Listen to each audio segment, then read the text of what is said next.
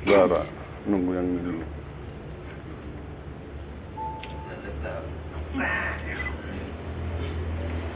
Siap.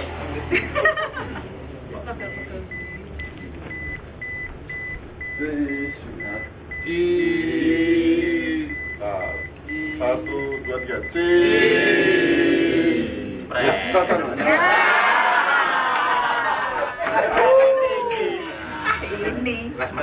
Ya, ini macet aliran cheese cerot pelanggaran mas eksternal cheese kayaknya bawah nggak kelihatan gitu. Kelihatan, Mas. Ya, lanjut ya. yang panjang Baterainya udah mau habis nih ini. Requestnya. Di upload. Siap. Cheese. cheese Tar. belum 3 kali biasanya kan Sunnah Rasul 3 kali. orang foto kan biasa material ada 3 dengan 3 toh 1, 2, 3 toh Wes adem-adem ya.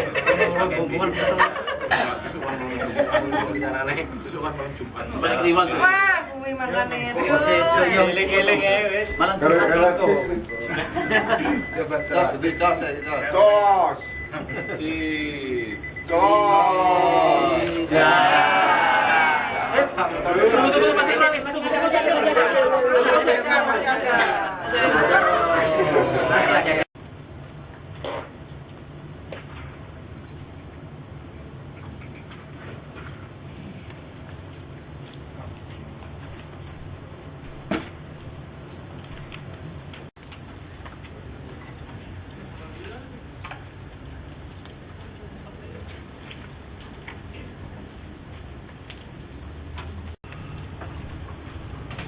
Nggak ada belum perpanjangan. Itu beberapa lokasi yang kami identifikasi. Terus dari beberapa informasi yang ada di makalah, kami mencoba berusaha memasukkan per jenis lokasi tadi ke kriteria NKT. Yang pertama untuk cagar alam Muara Kaman kita identifikasikan sebagai NKT 11 dengan alasan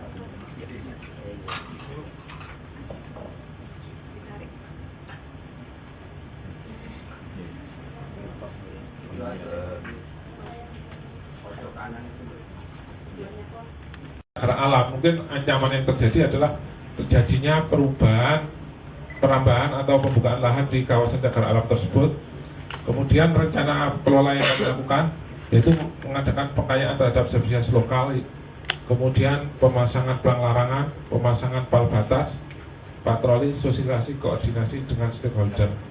Kemudian untuk di daerah Sungai Mahakam, itu yang sering terjadi adalah pencemaran karena aktivitas manusia, yaitu aktivitas perikanan maupun lalu lintas kapal atau yang sering mungkin kapal tersebut bocor sehingga banyak uli atau manu yang berceceran di kapal di perairan. Kemudian rencana kelola yaitu sosialisasi dan koordinasi dengan stakeholder, bank larangan, dan mungkin juga untuk penyebaran benih ikan. Jadi sebagai untuk pengkayaan nantinya sebagai basic need atau mungkin sebagai pemenuhan kebutuhan masyarakat kota. Kami menentukan bahwa NKT 1 adalah kawasan yang mempunyai tingkat keanekaragaman hayati yang penting. Untuk fokusnya satu-satu yaitu kawasan yang mempunyai atau memberikan fungsi keanekaragaman hayati bagi kawasan lindung dan atau konservasi pendukung. Berdasarkan peta fungsi kawasan, bahwa di situ ada cagar alam Muara Kaman yang berbatasan dengan blok 9 dan blok 14. Jadi selain itu ada sungai Sambitulung, Sungai Pentuka, Sungai Pirang-Ratong, dan lain-lainnya itu kami menyimpulkan bahwa di blok 9 dan blok 14 terdapat NKT 11. Untuk NKT 12 adalah spesies hampir punah. Dari hasil identifikasi flora yang ada di daftar itu yang masuk IUCN berupa perpat, statusnya vulnerable. Observasi di cagar alam ini juga masuk NKT 12 yang hampir punah. Ini satwa-satwa yang sesuai data yang ada yang masuk di CR, biawak abu-abu, biawan. Poin dengan poin yang lain itu ada ikatannya, ada hubungan satu dengan yang lainnya. Ini contohnya. Mungkin tekannya 50%, Pak. Hal tersebut apakah karena dengan kawasan perlindungan yang tidak begitu banyak, apakah bisa dijustifikasi itu kita masukkan ke NKT 11 karena nanti pengelolaan secara tahunan itu kan juga kita di lahan sendiri atau di lahan penduduk sendiri. Kemudian akan air, ini untuk kebutuhan minum dan kebutuhan lainnya, ini menurut komposisi 25%, ini dari mata air tersebut yang di atas, artinya ini dari kawasan hutan. Mungkin tekannya 50%, Pak. Hal tersebut apakah karena dengan kawasan perlindungan yang tidak begitu banyak, apakah bisa dijustifikasi itu kita masukkan ke NKT 11 karena nanti pengelolaan secara tahunan itu kan juga kita komposisinya 10%, kemudian dari bantuan ini dari Raskin, Pak, ini komposisinya 20%. Kemudian dari pakan hewan dari KP Pasuruan ini kosong. Kemudian dari budidaya ini komposisinya 15%, artinya mungkin ini menanam di lahan sendiri. Kemudian pembelian 85%. Kemudian kebutuhan akan buah-buahan dan sayuran ini dari KP Pasuruan ini komposisinya 35%, kemudian dari budidaya 45%, kemudian dari pembelian 20%. Kemudian kebutuhan budidaya ya, untuk memperoleh pangan dari Titin Sumangsari. Saya cuma menanggapi yang hasil B6 hanya soal pengisian saja sampaikan pada kami menyimpulkan bahwasanya tabel ini sudah memasuki pada viabilitas, karena di dalam viabilitas itu sudah ditentukan bobot-bobotnya. Kemudian untuk potensi kawasan sudah dimasukkan dalam bobot luas. Jadi penyelesaian yang kami lanjutkan adalah dengan pengecekan kita dapat hasil baik.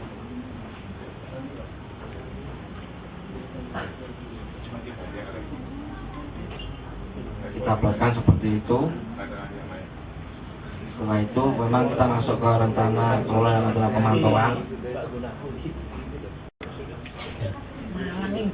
Ini hasil rekap berdasarkan identitas yang rusak gitu kan.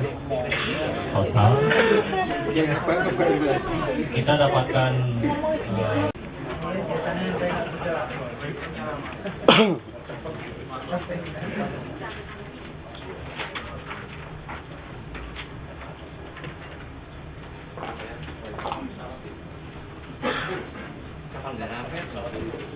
Ya, itu dilingkari aja, Pak. Jawabannya cuma satu.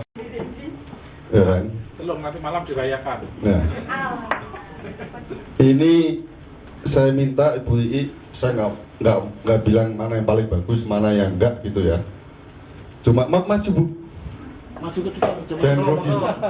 Foto. Ya kan? Foto. Saya minta memilih hadiahnya. Saya kasih kehormatan. Biasanya yang kecil tambah gede itu. Saya kasih kehormatan untuk memilih hadiahnya yang mana. Ya, kan? Saja. Memilih itu tidak memilih. Ya, memilih ini ya. Saya serahkan kalau udah dipilih.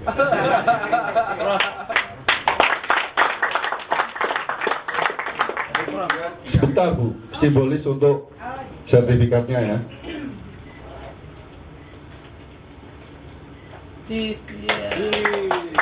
Terima kasih untuk Bu Sri. Nah. Kemudian karena ini masih sisa hadiahnya ya Pak ya, saya akan melihat angka peningkatan tertinggi, ya kan, dari nilai post-test dikurangi nilai pretest. Ini peningkatan. Sebenarnya paling tinggi adalah ini ada yang minus, ada yang plus gitu ya. Yang minus rata-rata yang nggak ikut post-testnya itu adalah dari Biroren. Cuma karena dari ini Pak Marni tidak ikut pretest ya, jadi paling tinggi. Jadi ini kita anulir karena nggak ada pretestnya ini kan. Ya kan? Jadi yang tertinggi adalah ini 60 ya kayaknya nih dari KPH Jember. Ya, silakan maju.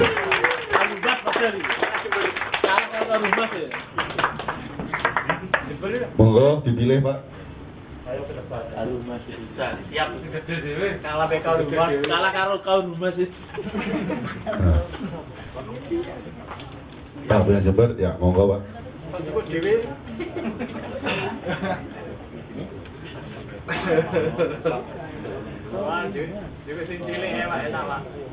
Cilik biasanya saya gede.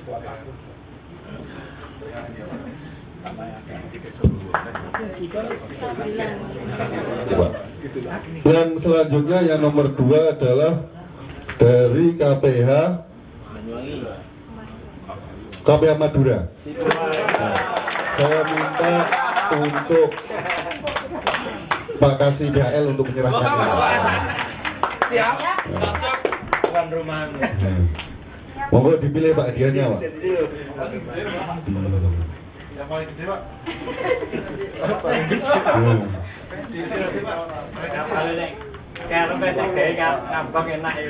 Salaman dulu.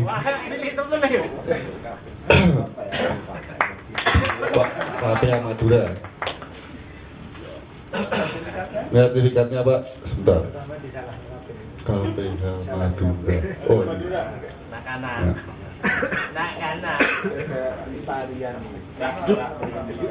Nah. Oke, terima kasih Pak Tony. Nah, selanjutnya lagi Pak Tony, nyerahkan lagi Pak Tony. Jangan ini, habis ini Pak Tony aja. Ya, menyerahkan dia. Yang karena kemudian saya lihat nilai totalnya Pak ya.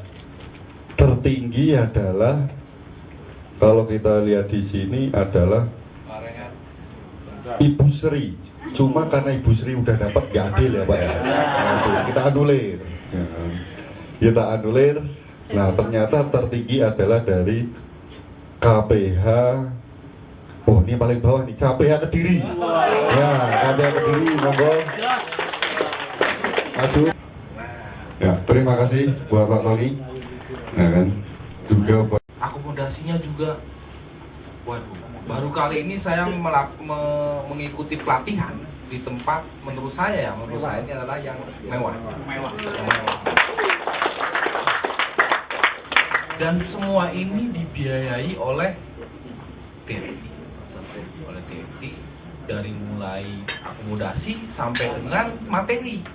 Materi ini semuanya lah teman-teman TNI ya. Sebagai informasi. Di Bluetooth MS Dibayari kon motor. Ayo lagi. Oke. Wah, ini cek mentalanya rek. Asik. Oke, cheers.